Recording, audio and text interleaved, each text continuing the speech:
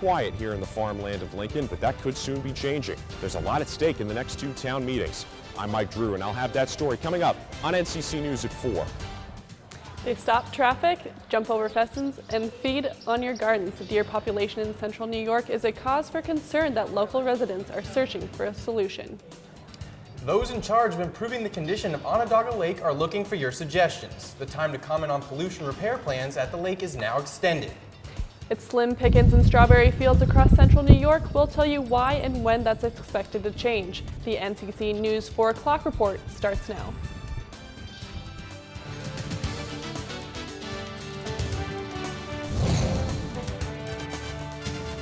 The Madison County town of Lincoln is meeting tonight to hear people's concerns about a proposed fertilizer plant. Good evening, I'm Jake Lapin. And I'm Kelsey Snyder. Many of the town's residents are trying to block construction of the plant, saying it could be an environmental disaster in the making.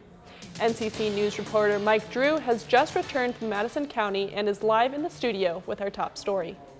Lincoln has a population of just over 2,000 people, a small town with potentially a big problem on its hands. When you come to the town of Lincoln, this is what you see. Quiet farmland that stretches for miles and miles with seemingly no end in sight. But now, preliminary plans have been released for a giant fertilizer plant to take it over, and people are starting to worry.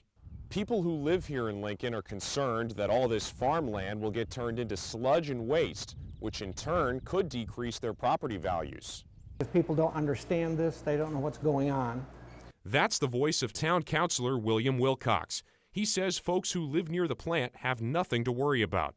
It shouldn't affect property values anymore, and they're already affected because actually this year, where this will be placed is basically out of sight. Out of sight and in the soil. It makes fertilizer that's injected into the soil.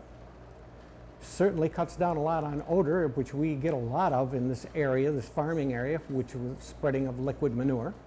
Once the public hears the full details of the plan, Wilcox says he thinks they'll get on board. I think the issues, I feel, will be cleared up. It's just a matter of time and education. The Lincoln Board of Supervisors says the town meetings tonight and tomorrow are strictly to inform people about the plan. So far, no timetable for a final decision.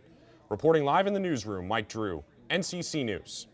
The town meetings will take place at 7 p.m. both tonight and tomorrow night inside Lincoln's Town Hall. Governor Cuomo spoke to people living on the shoreline of Lake Ontario this morning. The governor said he is looking for a permanent solution to the flooding problem. Extreme high water on Lake Ontario and the St. Lawrence River has caused damage to hundreds of residential and commercial properties on the shoreline. Today, he announced funding for victims of flood damage. The governor also announced that the state is testing a product which is a reusable and portable dam filled with water. Those in charge of improving the condition of Onondaga Lake have extended the period in which the public can comment on the restoration plan. The initial deadline was June 2nd, but the Department of Environmental Conservation extended that to June 22nd. That will be a day a meeting will be held for feedback on the assessment plan. The first half of the restoration has been completed, and the next half will focus on accessibility and accommodating wildlife. The Syracuse Police Department announced today the arrest for a homicide this past Saturday. According to reports, officers responded to a shooting at the 100 block of Murray Avenue in Syracuse. Samuel Dixon, 38, was shot while sitting in his parked car. He was taken to Upstate University Hospital where he later died. Two suspects, a man and a woman, were arrested and are currently being held in the Onondaga Justice Center without bail. The investigation is ongoing. A man set to make his first court appearance today following a robbery last night on Erie Boulevard. According to police, 25-year-old Daniel Argy entered a store pretending to have a weapon. He stole $120 and fled the scene by foot, but it was found by police later on State Street. Argy was arrested and charged with third-degree robbery and is now at the Onondaga County Justice Center. Lawmakers in New York State are considering new rules concerning solitary confinement. The proposal would restrict confinement for more than 15 days in a row for prisoners. It would also prohibit solitary imprisonment for young, elderly, and pregnant inmates. Religious leaders and mental health experts will plead their case at the state capitol as well. People in DeWitt and East Syracuse are dealing with an overpopulation of deer. From the area near Lemoyne College all the way to Syracuse University, homeowners say the animals are eating their plants and vegetables, and even worse, bringing with them ticks. NCC spoke with the office of Town Assemblywoman Pamela Hunter, who says they are working on finding a solution, but until then, there are a few things you can do to keep deer away from your home. The people that, they have these problems, they're eating their vegetables, they're bringing ticks in, whatever, this is the best thing that they can do to keep them away and to prevent the problem before it starts. The product smell is what repels the deer. Chair says most of the repellents will last up to 2 months.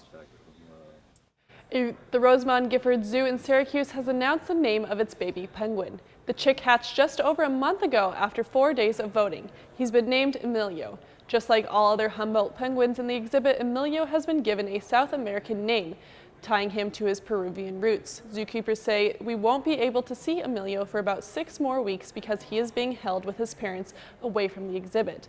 But they told us he lives up to his name. Emilio means friendly in Latin. The change from cool rainy weather to dry summer weather is good news for local strawberry farmers. NCC News reporter Kiana Deiches visited a local farm whose strawberry crop is almost ripe but not ready for the picking. She's live here in the studio and tells us about it. Hinkle's Berry Patch in Baldwinsville is a popular place for pick-your-own strawberries. The run of cool weather earlier this month caused a later than usual start to the season, but now things appear to be off to a good start. June 5th marks strawberry picking season on the New York harvest calendar. But this year, that season is a week behind schedule. We started last year, I think, around the 6th or 7th of June. This year it's going to be the 14th. Well, they'll have to come. It'll be a shorter season, that's all. The cold and rainy spring season is to blame. According to the National Weather Service, precipitation has been higher than normal, and each month has had more rain than the month before. All of that rain causes a problem because it makes it difficult for farmers to till the ground and lock in nutrients the berries need to grow, ultimately rotting the root of the plant and turning it brown. Porter says the growth of the berry is not the only thing ruined by too much rain. Not too many years ago where the berries just weren't that good because of all the rain. His wife says there's not much of a flavor when you have too much rain with strawberries. He says in a perfect world, we'll have more days like we've had this week. The ideal weather is warm, but we've had a very cold June, so they haven't been ripening as fast, but we've had some warm days these last, this week is supposed to be warmer, and they're coming on faster now. Now it's just up to Mother Nature to work her magic. Might look pretty, but they're not as sweet until it gets a little drier.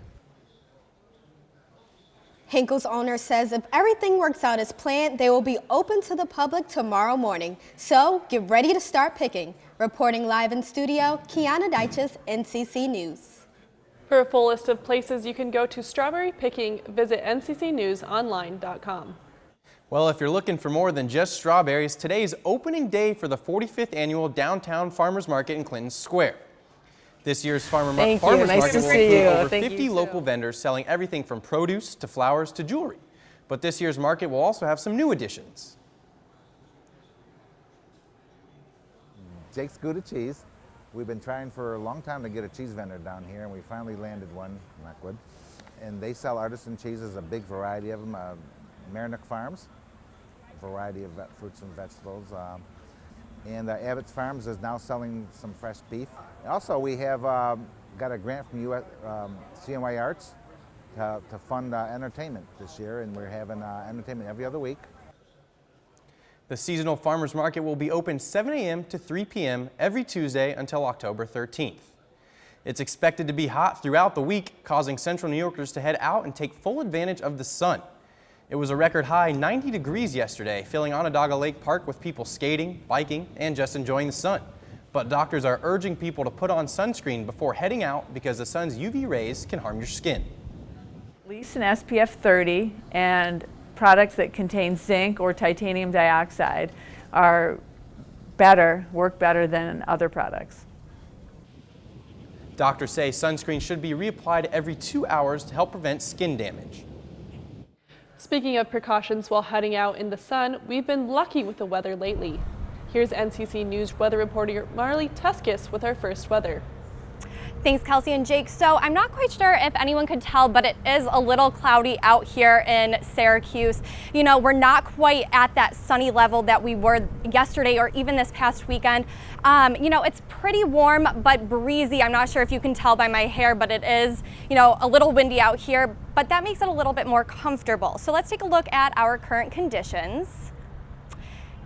It is 77 degrees, so like I said, it's a little bit warm, but again, still comfortable with that breeze. The wind is northwest and 11 miles per hour, so, you know, it's, you know, not too bad out here. I'm sure, you know, if anyone has long hair, it's going to be blowing in the wind like mine is right now, but nothing crazy or anything. If anyone wanted to catch a tan today, you might be out of luck, but don't put that sunscreen away just yet. We will still have sun coming up this week. I will tell you more about it on my full weather forecast coming up later in the program. Thanks, Marley. Coming up next, Attorney General Jeff Sessions testified in front of the Senate Intelligence Committee this afternoon. And later find out how Robert to fight racism. Our 8th place winner is SAS. Attorney General Jeff Sessions testifies in front of the Senate investigators. That's our top story in news around the world. Attorney General Jeff Sessions testified before the Senate Intelligence Committee this afternoon. Senators challenged Sessions on ties with Russian officials. He was also asked why he played a key role in the decision to recommend firing former FBI Director James Comey. You're fired. President Trump is looking to fire Special Counsel Robert Mueller, who is appointed to lead the FBI investigation with Russia's potential ties to the 2016 election. However, it is the Attorney General's decision on what happens to Special Counsel members. Since Jeff Sessions has recused himself, it would be up to the Deputy Attorney General Rod Rosenstein, and he doesn't see the reason in firing Mueller. And Director Mueller is going to have the full degree of independence that he needs to conduct that investigation appropriately. The investigation of Russia's ties will continue. Otto Warmbier, a University of Virginia student, has been released from North Korea. His parents say he is and has been in a coma for a year after contracting botulism while he was detained. Warmbier was sentenced last March to a 15-year prison term, hard labor for alleged anti-state acts. North Korea still holds 3 other Americans. The European Commission is initiating legal action against the Czech Republic, Hungary, and Poland for taking refugees under a legally binding plan agreed by the European Union. The Commission says it will start infringement procedures on Wednesday if the countries do not change their minds. The results of a vote that happened in Puerto Rico came out. On Sunday, 97% of voters voted for U.S. statehood, but voter participation was just 23%. Voters could vote to remain a Commonwealth, become a state of the U.S., or become completely independent. The decision whether Puerto Rico becomes a state is ultimately up to Congress. Congress would need to pass a statute laying out the transition process. And that's what's happening in news across the nation and around the world. Racing to End Racism. Over 40 years ago, the Interfaith Works of Central New York began an effort to foster racial harmony. And this past weekend, Interfaith put on one of its biggest events. Tents, food, crafts, dancing, and ducks. The Interfaith Works of Central New York has taken over the Syracuse Inner Arbor for its annual event to end racism. What's going on today is what we call our Duck Race to End Racism. It's a way to get the community together to celebrate the diversity of our community in all its forms. The Interfaith Works has been in Syracuse for over 40 years. Its goal is to create relationships and understanding among different faiths in the community through education and dialogue. Stanley Moyes came to Syracuse from Haiti for school. Now, he works for Interfaith. It is my first time. I didn't expect that would be really so joyful, so inspiring, so diverse, because I could see different people, different races. The Interfaith Works puts on a number of events every single year. As a matter of fact, this is their 15th straight year here at the Syracuse Inner Arbor. But why ducks? That's a great question. It came through a group that came up with the idea of a tagline, which is "Don't Duck Racism." And so they had "Don't Duck Racism," and they kind of built on it and built on it into what you have here today. A corny slogan turned into an enormous race with over 2,800 ducks. Families and corporations from around central New York submitted ducks for the big community race. The money goes to programs that interfaith centered around ending racism. And of course, we have a yellow duck as the first winner. A prize for the winners. But it's more than just the race. We have all these tents that have kids activities, family activities, and nonprofits who all come together to join in a common cause of trying to work to end racism. I don't know if people want to talk about races, but I think there's only one race. This is the human race, and I love it today. Now, Kelsey, it was all the money, of course, was for a great cause, but even better than that, the winner of the community race actually got a $1,000 spending spree to Destiny USA. Wow, that's crazy. NCC News weather reporter Marley Tuskus says this beautiful weather may not last into the weekend. But for now, it looks nice and sunny outside. Weather is next. Good evening, I'm Marley Tuskus with the NCC News Weather Report. So as I said earlier in the show, it's a little bit cloudy outside. The sun is definitely trying to peek its way through. So you are starting to see that a little bit in between the clouds, but for the most part, there is definitely a lot of cloud coverage right now. It is warm outside though, as you can see. 77 degrees, that's pretty high up. It didn't quite hit the 80 mark yet today, but we did feel the heat a little bit earlier. The wind, 11 miles per hour, is picking up, so you can kind of feel it outside. That's why it doesn't quite feel 77 just yet. It feels a little bit breezy outside, but nothing too bad. Today, the high in 1949 was 94 degrees, the low 1995, 43. We are right in between that. Thank God we're not at 1995's point. It would have been miserable. 77's not too bad. We are a little bit closer to the 1949, but we didn't quite hit the record just yet. So let's take a look at the radar.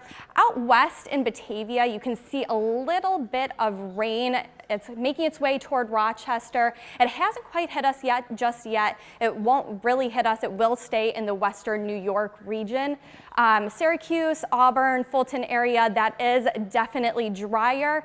We are just missing the rain that is making its way up toward the upstate New York region over near Oswego and Lowville. So that's pretty nice. The timecast for 4:30, like I said earlier, you can see the cloud coverage that is going on outside right now. It's making its way all across New York State. Syracuse, 77 degrees, Fulton, 74, Pulaski, 75. Syracuse is definitely the hottest in this area, except if you were in Cortland with 78 degrees, just a little bit warmer, but nothing too much compared to Syracuse. Nighttime, it is going to drop. The cloud coverage is definitely extending, and it will be a lot more cloudy than it is now. Syracuse reaching down to the upper 60s, nothing too much, just dropping about 10 degrees. Tonight, mostly clear at 59. The cloud coverage will be coming here and there. It will definitely be here throughout the afternoon into the evening, but again, mostly clear, so nothing too bad. 59 degrees, that's pretty brisk, but a little bit of a break after this weekend. Tomorrow, 76 degrees and sunny, which is beautiful. Your 5-day forecast, 77 degrees on tomorrow and sunny, 82 on Thursday with rain. Friday, Saturday, Sunday, this weekend, it is definitely going to be a mess. Thunderstorms, at least it will still be warm, so if you had plans, you could definitely do that. So nothing too bad. Thanks, Marley. I know it's a little early looking ahead to the weekend, but do you think there'll be any sun at all? We will see our sun poking its way through, but for the most part, it will definitely be thunderstorms this weekend. Sounds good, Marley. Next up, we've got Isabel Sanchez with the NCC News Sports Brief. Plus, Isabel will introduce us to Syracuse's bocce team. They're having a ball, and you can join the party.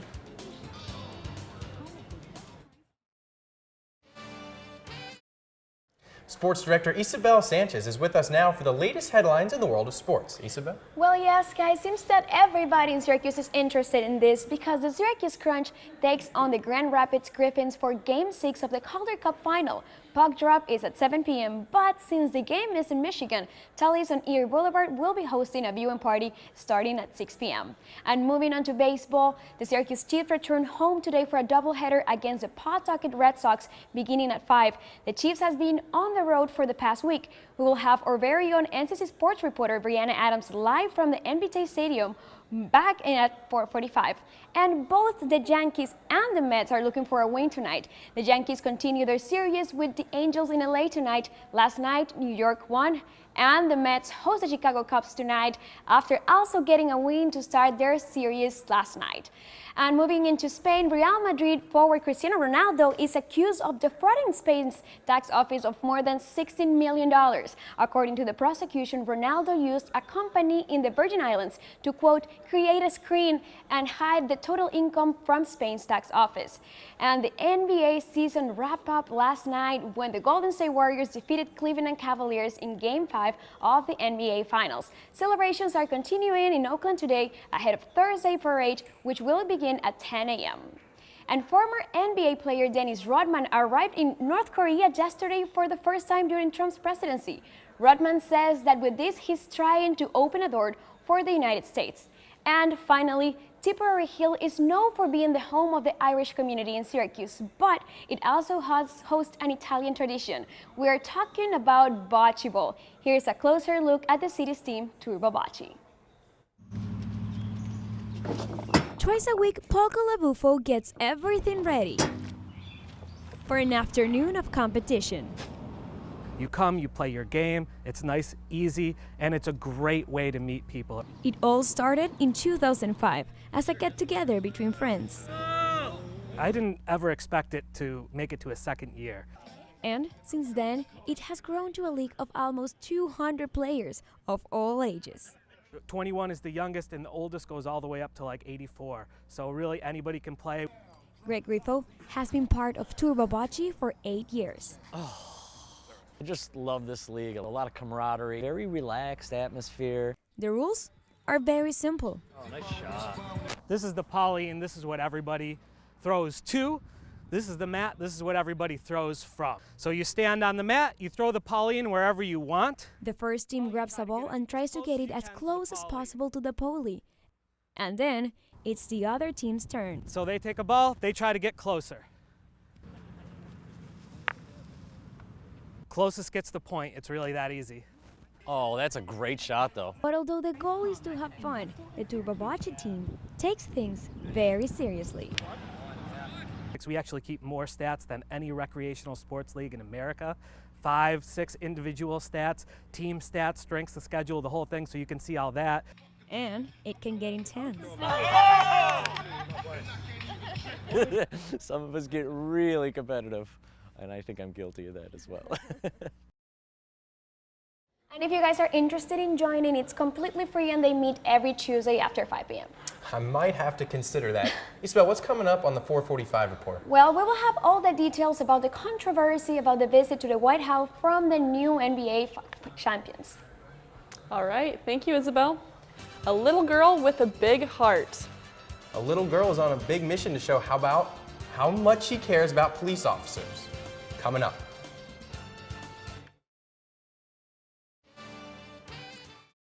A little girl is on a big mission to show about how much she cares about police officers, and she's doing it in a very unique way. Rosalind Baldwin is 7 years old and wants to give hugs to police officers across the country. Her last stop was in Springfield, Missouri, where she gave the officers stickers and received tours of their patrol cars. The officers say they appreciate Rosalind traveling from a different state just to show them how much she cares about them. And that's the NCC News 4 o'clock report. I'm Jake Lapin. And I'm Kelsey Snyder. For all of us at NCC News, thanks for watching and have a good evening.